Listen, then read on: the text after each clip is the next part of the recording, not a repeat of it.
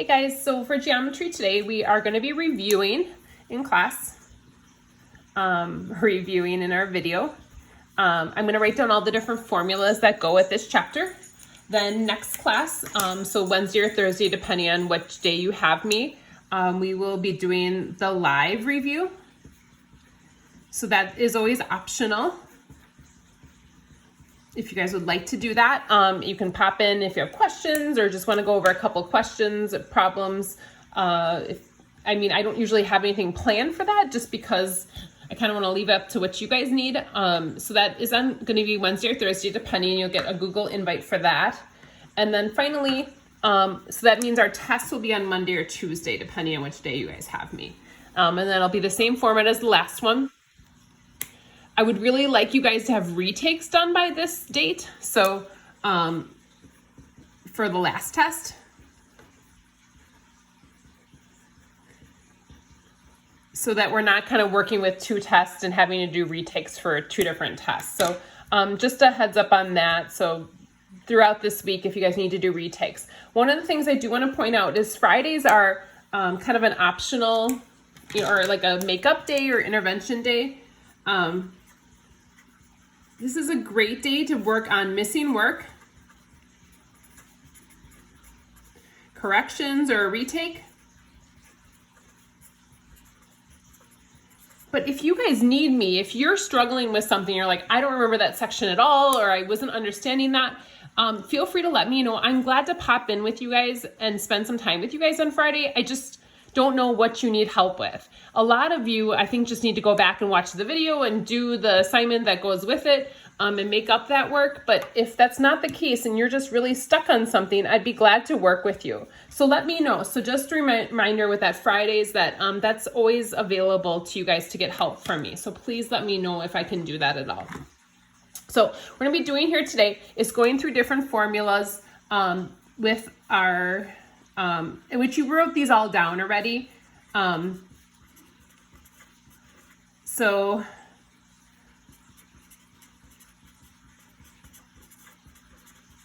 I'm going to give you a chart. And if you have a printer and want to print this, you can do that. But so the shape is going to be here. I'm going to give you a formula for area or perimeter as needed. And then maybe like some more details if necessary. So the shape, the formula in this case, there's a couple of them. Either one is fine. Whatever one is easier for you to remember or be comfortable with. And again, it's open note tests. So feel free to use this on the test. It just means that you have to write it down at some point or kind of have that and just trying to have you have all the information handy. So the biggest thing is the base and height always need to be perpendicular. So just noticing that base and height have to be perpendicular in the drawing in order to be the base and height for that shape. Now, there's gonna be times that since this little right triangle shows up in there, we might actually need Pythagorean theorem. So that's gonna be our next formula I'm gonna write down here.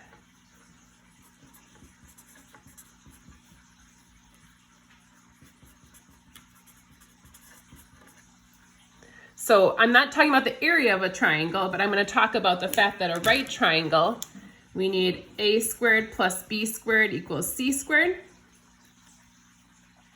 And so you need like two sides for the triangle, and then you can find that third side. And so just watching out for that. Anytime you see a right triangle, I could be asking you guys to somehow use that Pythagorean theorem. Now, the triangle formula is the one I'm going to talk about next. So if I'm trying to find the area of a triangle,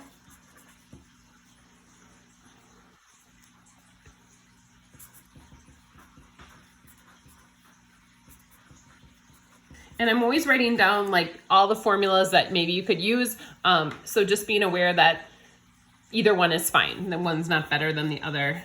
And again, sorry, with the base and height, they're always a right angle there.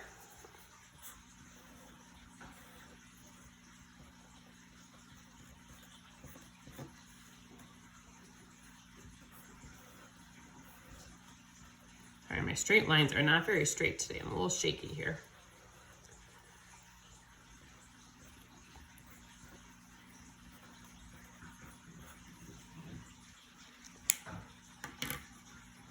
All right, the next one we're gonna do is trapezoid. Now it's my son Griffin's birthday, and Mr. Donahue took them to go get Culver's, and I hear the puppy chewing on something, so I'm gonna quickly grab that. Pookie, no.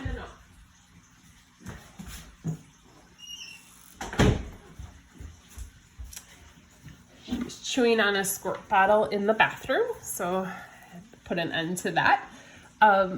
Sorry. So triangle, our different area formulas there. The next one's gonna be a trapezoid.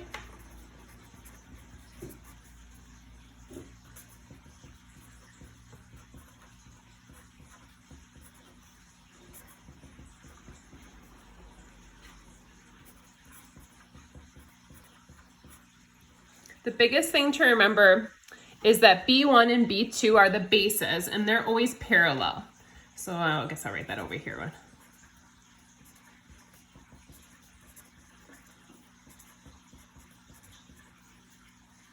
And then also that, again, the base and height have to be perpendicular. So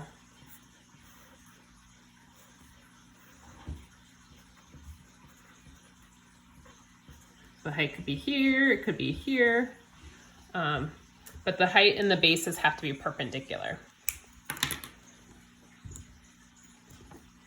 All right, the next one we're gonna talk about is a kite or a rhombus. Now, a rhombus I mentioned up here, but rhombus does have more than one formula that works, so you can use this other formula as well, depending on what information you have.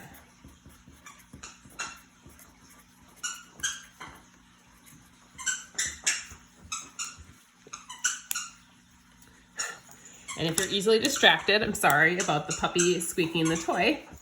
She's on a roll right now. I think we haven't played with her all day. So this one.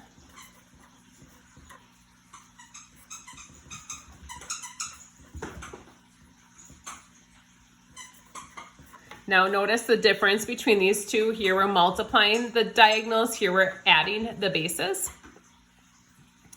And for a kite and rhombus,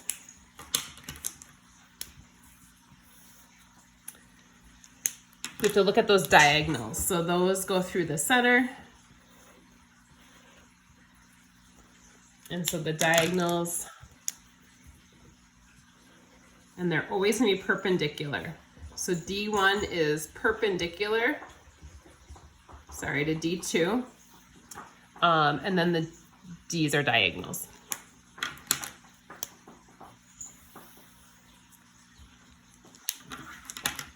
All right, the next thing, let's do another area formula. So the area of regular polygons.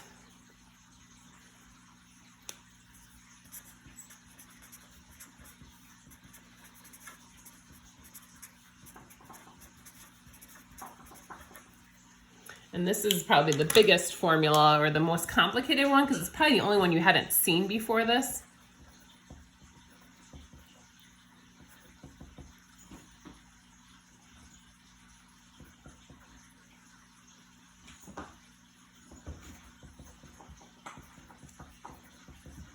So the area is listed here and then also the perimeter. Now in our regular polygon, obviously I have to choose one. This doesn't look very regular, but we'll assume it does. Now the apothem, or the apothem, sorry, I said it wrong. The apothem is the distance from the center to the edge. Now in your review tonight, they're gonna mention a distance from the center to the vertex. They're gonna call that a radius. So just a heads up on that. So they do call it that. It's kind of like the distance from the center of the edge to a circle. And then remember that these little distances are gonna make our side length up. So the side length is here, but that apothem cuts that side length into two equal little pieces there. So there's a right triangle that's formed that's really important to watch out for. So I'm gonna pause the video or stop the video now and start part 2 here in a second with our other formulas.